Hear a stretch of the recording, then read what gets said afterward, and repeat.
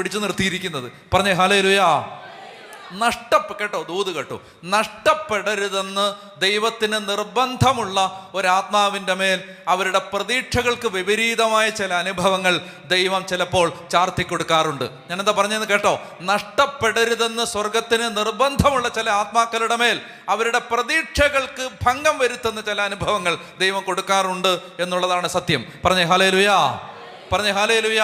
വിചാരിച്ച വഴിയിലൂടെ എല്ലാം പോകാൻ ചിലപ്പോൾ ദൈവം അനുവദിച്ചു എന്ന് വരില്ല. ചിലപ്പോൾ അവിടെ ദൈവം ചെക്ക് പോയിന്റുകൾ തരും, റോഡ് ബ്ലോക്കുകൾ തരും, ചിലപ്പോൾ വഴി തിരിച്ചു വിടും. അതുകൊണ്ട് ഒരു ബ്ലോക്ക് കണ്ടാൽ ഉടനെ തന്നെ വഴി തടയപ്പെട്ടു എന്ന് ചിന്തിക്കരുത്.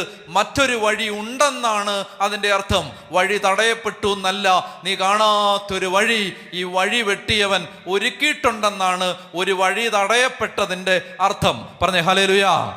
മനസ്സിലായി? നമുക്ക് മനസ്സിലാകാത്ത ഒരുപാട് ജ്ഞാനം നമ്മുടെ തടസ്സങ്ങളുടെ മുമ്പിലുണ്ട്. അതുകൊണ്ട് അതെല്ലാം ഓർത്തിട്ട് ദൈവം